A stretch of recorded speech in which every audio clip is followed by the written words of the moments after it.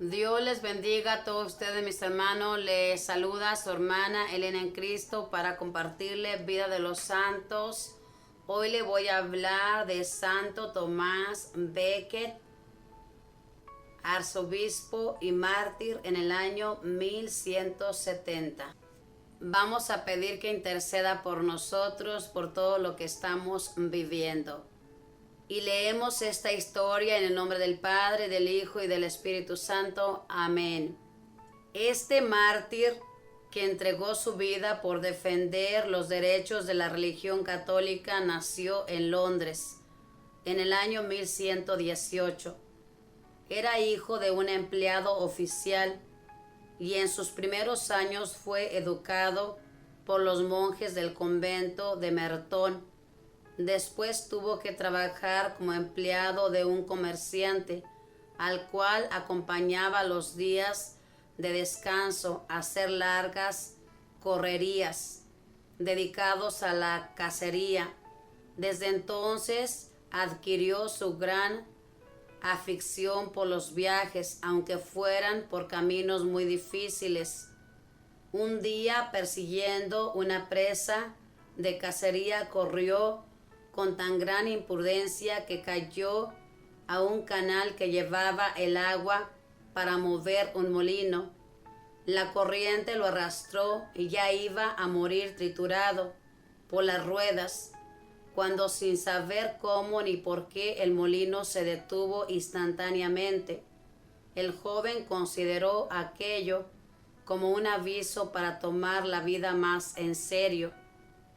A los 24 años consiguió un puesto como ayudante del arzobispo de Inglaterra, el de Canterbury, el cual se dio cuenta de que este joven tenía cualidades excepcionales para el trabajo y le fue confiando poco a poco oficios más difíciles e importantes.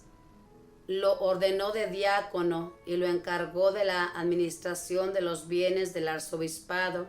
Lo envió varias veces a Roma a tratar asuntos de mucha importancia, y así Tomás llegó a ser el personaje más importante después del arzobispo en aquella iglesia de Londres. Monseñor afirmaba que no se arrepentía de haber depositado en él toda su confianza, porque en todas las responsabilidades que se le encomendaban se esmeraba por desempeñarla lo mejor posible. Dicen los que lo conocieron que Santo Tomás Becket era delgado de cuerpo y semblante pálido, cabello oscuro, nariz larga y facciones muy varoniles. Su carácter alegre lo hacía atractivo y agradable en sus conversaciones. Sumamente franco, trataba de decir siempre la verdad, de no andar fingiendo lo que no sentía, pero siempre con el mayor respeto.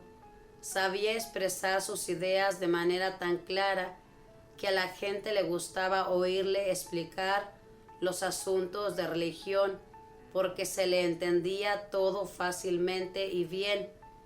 Tomás, como buen diplomático, había obtenido que el Papa Eugenio III se hiciera muy amigo del rey de Inglaterra, Enrique II, y este, en acción de gracias por tan gran favor, nombró a nuestro santo, cuando solo tenía 36 años, como canciller o ministro de Relaciones Exteriores. Tomás puso todas sus cualidades al servicio de tan alto cargo y llegó a ser el hombre de confianza del rey. Este no hacía nada importante sin consultarle. Su presencia en el gobierno contribuyó a que dictaran leyes muy favorables para el pueblo. Acompañaba a Enrique II en todas sus correrías por el país y por el exterior, pues Inglaterra tenía amplias posesiones en Francia y procuraba que en todas partes quedara muy en alto el nombre de su gobierno, y no tenía miedo en corregir también al monarca cuando veía que se estaba extralimitando en sus funciones, pero siempre de la manera más amigable posible. En el año 1161 murió el arzobispo Teobaldo, y entonces el rey le pareció que el mejor candidato para ser arzobispo de Inglaterra era Tomás Becket. Este le advirtió que no era digno de tan sublime cargo, que su genio era violento y fuerte, y que tomaba demasiado en serio sus responsabilidades, y que por eso podía tener muchos problemas con el gobierno civil si lo nombraba jefe del gobierno eclesiástico. Pero su confesor decía: en su vida privada es intachable y sabe mantener una gran dignidad, aun en ocasiones peligrosas y en tentaciones de toda especie. Y un cardenal de mucha confianza del sumo pontífice lo convenció de que debía aceptar, y al fin aceptó. Cuando el rey empezó a insistirle en que aceptara el oficio de arzobispo, Santo Tomás le hizo una profecía o un anuncio que se cumplió a la letra. Le dijo así: si acepto ser arzobispo, me sucederá que el rey, que hasta ahora es mi gran amigo, se convertirá en mi gran enemigo. Enrique no creyó que fuera a suceder así, pero sí sucedió. Ordenado de sacerdote y luego consagrado como arzobispo, pidió a sus ayudantes que en adelante le corrigieran con toda valentía cualquier falta que notaran en él. Les decía: muchos ojos ven mejor que dos. Si ven en mi comportamiento algo que no está de acuerdo con mi dignidad de arzobispo, les agradeceré de todo corazón si me lo advierten.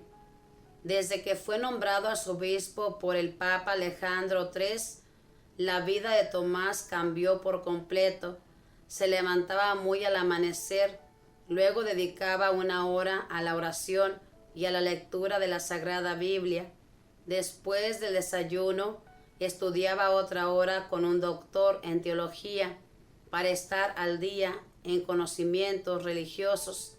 Cada día repartía él personalmente las limonas a muchísimos pobres que llegaban al palacio arzobispal. Muy pronto ya los pobres que allí recibían ayuda era el doble de los que antes iban a pedir limosna. Cada día tenía algunos invitados a su mesa, pero durante las comidas, en vez de música, escuchaba la lectura de algún libro religioso. Casi todos los días visitaba a algunos enfermos del hospital, examinaba rigurosamente la conducta y la reparación de los que deseaban ser sacerdotes, y a los que no estaban bien preparados o no habían hecho los estudios correspondientes, no los dejaba ordenarse de sacerdotes, aunque llegaran con recomendaciones del mismo rey.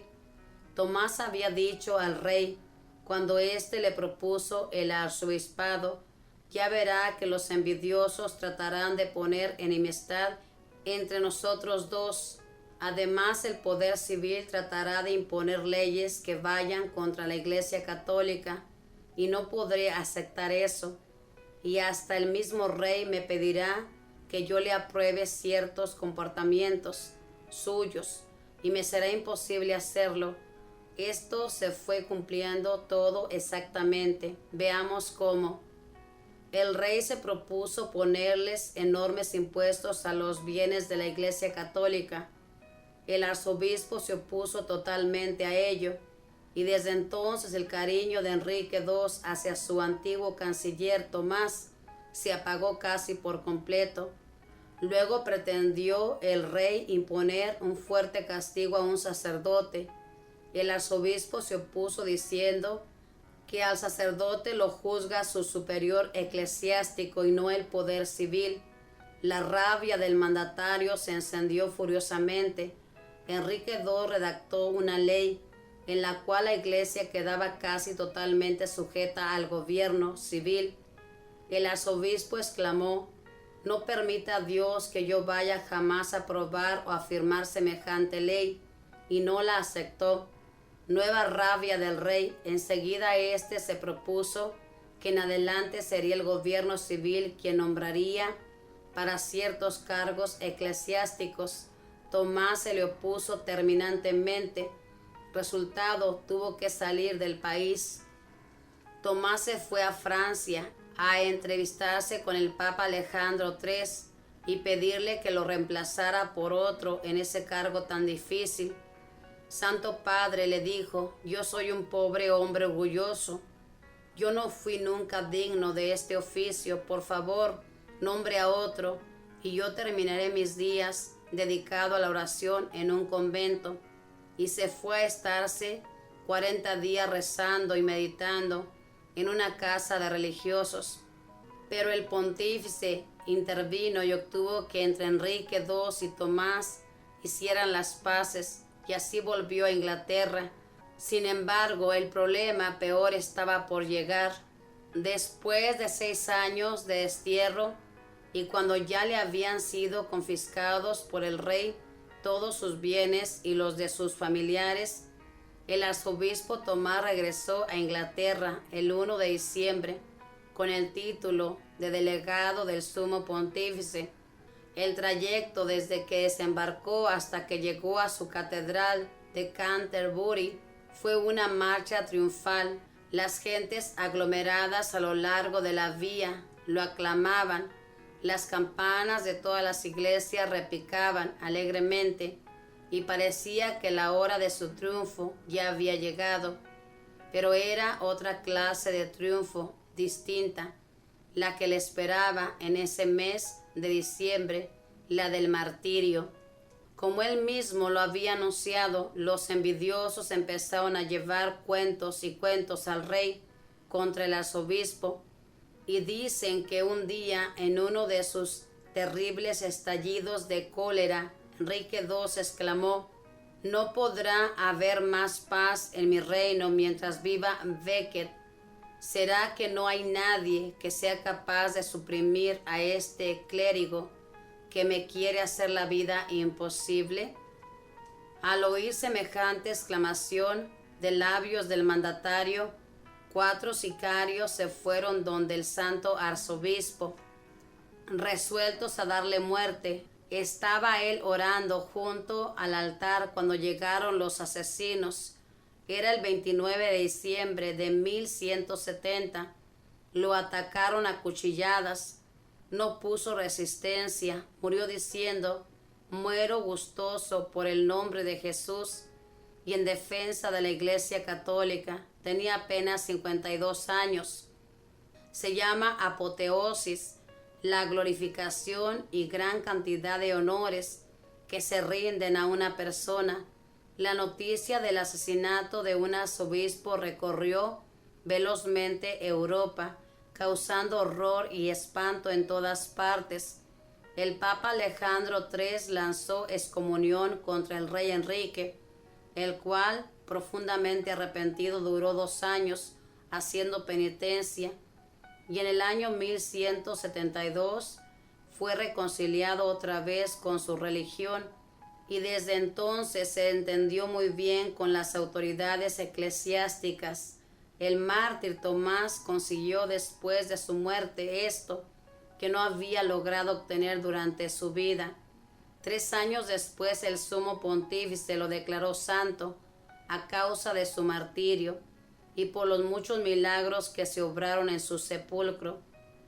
2 personajes con nombres de Tomás ocuparon el cargo de canciller en Inglaterra, junto con 2 reyes de nombre Enrique, y ambos fueron martirizados por defender a la Santa Iglesia Católica.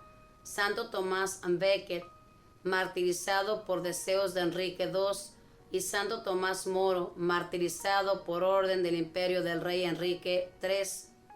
Quiera Dios que todos los hijos de la Santa Iglesia Católica en todos los sitios del mundo prefieran perder bienes, dignidades y hasta la propia vida con tal de permanecer fieles a nuestra santísima religión hasta la muerte. Que así sea. Esta es la historia de nuestro santo de este día, Santo Tomás Becket. Como usted pudo escuchar, este era amigo de un rey, un tal Enrique II, Pero este Enrique, hermanos, se quiso meter con la iglesia, gobernar la iglesia. Y este santo, aunque era amigo de este rey, no se dejó dominar por este rey, no se dejó asustar por él y no hizo lo que le agrada al hombre, sino lo que le agrada a Dios. Y esto fue lo que lo llevó a la muerte. Ojalá que nosotros tengamos la valentía, hermanos, de defender nuestra religión a costa de lo que sea, que no dejemos que nadie nos intimide, que no queramos quedar bien con nadie. ¿Cuántas de las veces nos topamos con personas que no son creyentes y a veces nos da vergüenza y callamos que somos creyentes? Ojalá que no sea su caso. Ojalá que usted sea valiente y que con toda confianza exprese que usted cree en este Dios misericordioso, en este Dios que siempre está pendiente de usted y que siempre le saca adelante, como Dios sacó adelante siempre a este santo. Seamos pues buenos católicos, esforzándonos por nuestra iglesia, cuidando de nuestra iglesia a costa de lo que sea, porque a nuestro Dios le agrada que nosotros seamos valientes. A Él le duele cuando nosotros le negamos. No neguemos a este Dios que murió en la cruz y que nos abrió las puertas del cielo. Preferamos morir antes que perder la vida eterna. Es lo que hizo este santo. Murió su cuerpo para este mundo, pero su alma vivió toda una eternidad. Y ahora conocemos esa historia de este personaje tan valiente y ahora es nuestro gran intercedor en el cielo. Que la Madre de Dios le proteja, que los arcángeles y los ángeles cuiden su caminar donde quiera que se encamine. Sigamos leyendo vida de los santos como lo hacemos siempre. Dios les bendiga a todos. Paz y bien.